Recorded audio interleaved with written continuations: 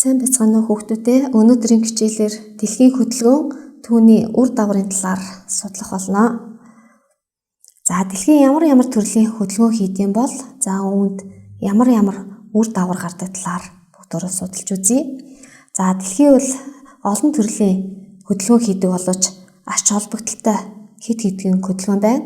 За энэ бол дэлхийн тэнхлэгээр хөдөлгөөн, сар дэлхийн хүндийг тойрох хөдөлгөөн, нарыг тойрох хөдөлгөөн, нарны системийн одтой харьцуулсан хөдөлгөөн, нар оршиж байгаа бүлэг одны хөдөлгөөн, манай галактикийн хөдөлгөөн, мөн бусад хөдөлгөөнийг бол хийдэг бахна. За үүнээс ерөнхийдөө дэлхийн хөдөлгөөнүүд том хөдөлгөөн, бага хөдөлгөөн гэж авч үздэг. За үүнд хамарч байгаа хамгийн томоохон хөдөлгөөн нь бол дэлхийн тэнхлэгээр хөдөлгөөн, дэлхийн нарыг тойрох хөдөлгөөн байна. За өнөөдөр бүгдөө дэлхийн тэнхлэгээр хөдөлгөөний үр дагаврын талаар танилцах болно. За дэлхийн эргэлтийн тэнхлэг, газрын гадархтай огцсож байгаа зэгийг бол газар зүйн төөл гэж нэрлэдэг. За дэлхийн тэнхлэг нь бол шар замын хавтгад 66 градус 33 минут, за босоо чиглэлд 23 градус 27 минутын өнцөг үүсгэж хазгай оршдог. За энэ дэлхийн тэнхлэг хазгай байдаг нь бол жилийн улирал үүсэх гол шалтгаан нь болж өгдөг. За дэлхийн тэнхлэгийн эргэлтийн үр дүнд бол королисын хүч үүсдэг. Өөрөөр хэлбэл дэлхийн тэнхлэгээ эргэсний улмаас үүсэж байгаа дайлагч хүчийг бол королисын хүч гэж нэрлэдэг байна. За королисын хүчний улмаас хэвтээ чиглэлд хөдөлж байгаа буй хөдөлгөөнийхөө чиглэлээс хамааран дэлхийн хой дагсад баруун гар тийш, за өмнөд дагсад бол зүүн тийш хазаадаг. За энэ нь бол агаарын масын хөдөлгөөн болон далайн урсгал, за голын ус эргээ идэх үйл ажиллагаа бол энэ хүчний нөлөөнд оршдог байна. За энд бүгдөө далайн урсгалын чиглэлийг бол харж байна. За ингээд харах юм бол далайн урсгал бол дэлхийн хой дагсад бол баруун тийшээ, за өмнөд дагсад бол зүүн тийшээ бол тайлж ингэж цагийн зүүнний дагуу болон эсрэг чиглэлд тойрог үүсгэн урсаж байгааг харах боломжтой байна. За королисын хүч нь бол биеийн хурд, масс, өргөөс хамаардаг. За ингээд королисын хүчийг бол олохдоо хөдөлж байгаа биеийн масс, биеийн хөдөлгөөний хурд, өргөрөг, дэлхийн эргэлтийн өнцгийн хурдыг хоёроор үржүүлж бол гаргадаг байна. За ингээд дэлхийн тэнхлэгээ эргэхийн үр дүнд бол өдөр шөнө солигдож байна. За тэгвэл өдөр шөнө яагаад солигдож байна вэ? За дэлхийн тэнхлэгээ 24 цагт, за наривчил бол 23 цаг 56 минут 4 секундэд баруун нас зүүн тийш буюу нар буруу эргэдэг. Энэ хөдөлгөөний үр дүнд өдөр шөнө солигдож хоногийн хэмнэлийг үүсгэж байна. За нар тусаж байгаа хэсэгт нь өдөр, за сүүдэр буюу нөгөө талд нь бол шөнө болж байна. За бид нар өдөр шөнийн заагийн зургийг бол харж байна. За хойд Америк бол өмнөд Америк, за Африкийн баруун эрэгт бол өдөр үргэлжилж байна. За Евроаз болон Австралид шөнө үргэлжилж байгааг бид нар бол харж байна. За мөн дэлхийн бөмбөрцгийн хойд дагсад өвлийн улирал, за өмнөд дагсад түүлийн өдрүүд буюу зуны улирал тохиож байгааг бол харж болж байна. За энд бол нар бол дэлхийн тэнхлэг баруунаас зүүн тийшээ эргэж байгаа учраас за шинэ өглөө бол номхон талаас эхлээд шинэ хоног эхлээд Евроазад за шинэ өдөр эхэллээ. За ингээд Африк, хойд Америк, Атлантын далай, хойд өмнөд Америкт шинэ өдрүүд эхлээд ингээд өдөр шөнө солигдож явна. За тэгвэл дэлхийн тэнхлэгээ эрэх хөдөлгөөний улмаас үүсэж байгаа хурдыг бол өнцгөн болоод шугамн хорд гэсэн хоёр янзаар бол илэрхийлдэг. За өнцгийн хурд нь бол дэлхийн гадаргын бүх цэг дээр ижил буюу 1 цагт 15 градусын хөдөлгөөн хийдэг байна. Өөрөөр хэлбэл дэлхийн тэнхлэгээ бүтэн 24 цагт бол 360 градус эргэж байна. Тэгвэл 1 цагт 15 градус эргэх нь за энийг бол бид нар өнцгөн хурд гэж нэрлэдэг байна. За шугамн хурд гэдэг бол нэгж хугацаанд туулах замын уртаар илэрхийлэгдэх бөгөөд өрөг бүр дээр бол ялгаатай. Яагаад гэвэл зэрэгдүүдийн урт бол өөр байгаа учраас туулах зам нь бол өөр гэсэн байна. Туулах замын урт өөр байгаа учраас хурд бол яах нь өөр. За хамгийн их нь бол экватор дээр 464 м/сек. За эндээс хойд өмнөд туйл тийшээ бол багассаар хойд өмнөд туйл дээр тэгтээ тэнцүү болдог. За өнцгөн хурд гэдэг бол дэлхийн гадагын бүх зэг дээр бол ижил байна. Энэ бол 1 цагт 15 градус. За шугамын хурд бол одоо нэгж хугацаанд дуулж байгаа замын уртаар илэрхийлэгдэж байгаа учраас өрөө бүр дээр бол ялгаатай байна. За бүгдөө экватор дээр шугамын хурдыг тодорхойлж үзье. За инхийн тулд бид нар экваторын уртыг мэдэх ёстой. Экваторын урт бол 40,070 км. Тэгвэл үүнийг бүтэн 24 цагт л бүтэн нэг эргэж байгаа гэж үзэх юм бол за 40,070 км-ийг 24 цагт дуулж ийн гэвэл 1669.5 км цагийн хурдтай эргэж байгаа нь бол тодорхойлогдож гарч байна. За энэ нэгжийг бид нар метр секунд гэсэн нэгж рүү хөрвүүлэх юм бол бид нар километрийг 1000-аар үржүүлж за секундтэй 3600 үржүүлээд хуваадаг. За ингэх юм бол экватор дээрх шугамын хурд бол 464 метр секунд байдаг байна.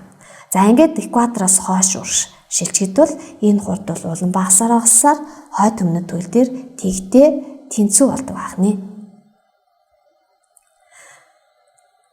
За шугамын хурдыг бид нар бодож олохдоо шугамын хурд тэнцүү V0-ыг өрчгөн косинус альфа гэсэн томьёогоор бодож олдог.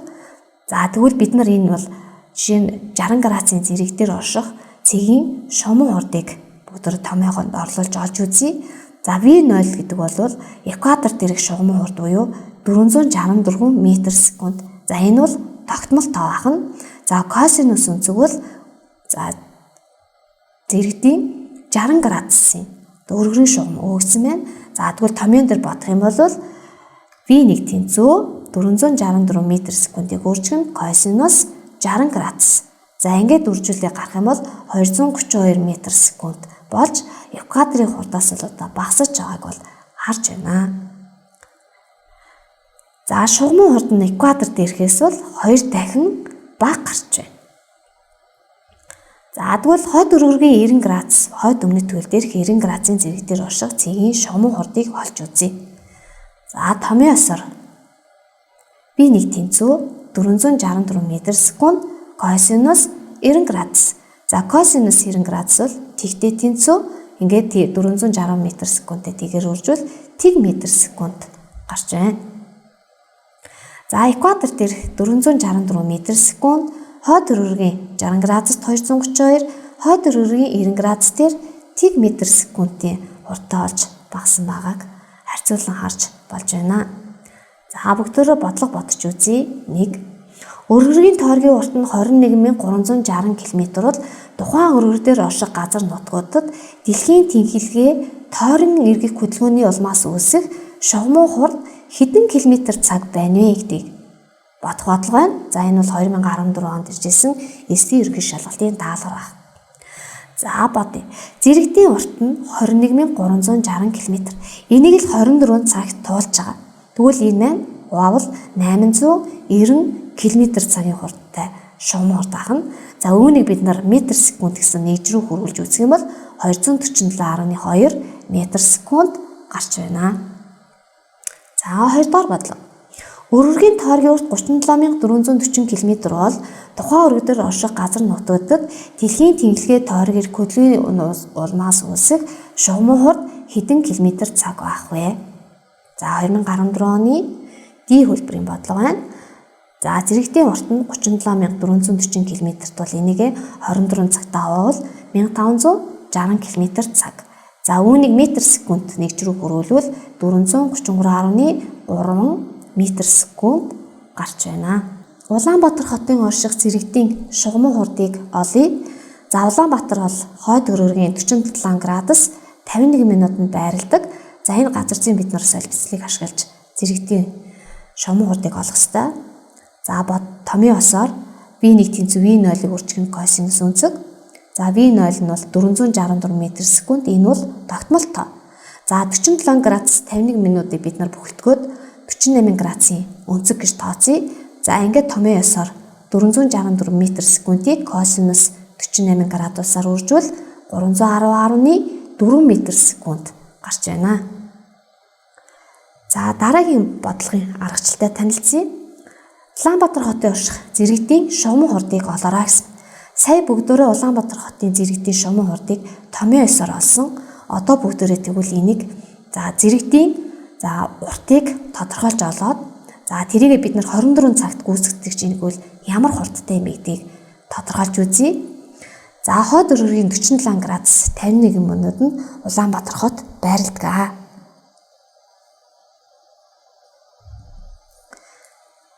За 47 градуст тулах номын урт бол 76.1 км бахан.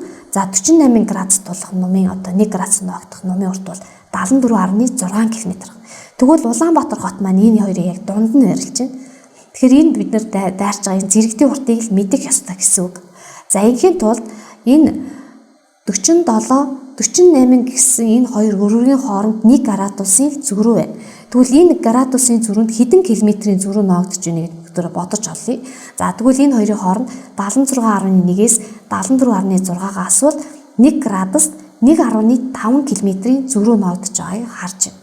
За тэгвэл 1 градус буюу 60 минутанд л 1.5 км-ийн зөрүү байдсан бол энэ 51 минутанд хэдэн километр газар ногдох вэ гэсэн энэ харцыг зохиож болно. За эндээс бид нар x км олох юм бол энэ хоёрын хооронд 127 км ногдож байна гэсэн үг. За тэгвэл бид нар 47 градусаас хэмцсэн учраас энд ногдож байгаа 76.1-ээс зөрүү 127 км хасах юм бол 7483 км ах. Өөрөөр хэлбэл Улаанбаатар хотын оршиж байгаа энэ зэрэгтийн 1 градус тулах номын урт бол 7483 км ах. Тэгвэл энэ маань 360 градус буюу бүтэн тойрог гэсэн үг. Ингээд үржүүл Улаанбаатар хотын орших зэрэгтийн нийт урт бол 26938.8 км ах. За тэгвэл шугамын хурд гэдэг бол яг бүтэн 24 цагт л нэг бүтэн эргэж байгаа энэ хурд гэсэн. Тэгвэл энэ замыг л 24 цагт туулсан бол ямар хурдтай юм бэ? 1122.4 км цаг гарч. За тэгвэл энийг бид нар метр секунд гэсэн нэгж рүүгээ шилжүүлж үзье. За 1000-аар үржүүлээд 3600 секундэд ингээ хуваах юм бол 311.7 метр секунд гарч. За бид нар өмнө нь болохоор томьёо ёсоор орлуулж гаргасан. Энийг бид нар 47 градус 51 минутыг баримжааж 48 градусын өнцөг гэж гаргаж бодсон. Ингээд 310.4 метр секунд гарсан. За зэрэгтийн уртыг бид нар тодорхойлж үзэхэд 311 гарсан. Ер нь бол хоорондоо нэлээд ойролцоо буюу таарч байна гэж үзэж болно. За ингээд хичээлэнгүйлэн суралцж байгаа эрхэм шавь нартаа баярлалаа. Амжилт хүсье.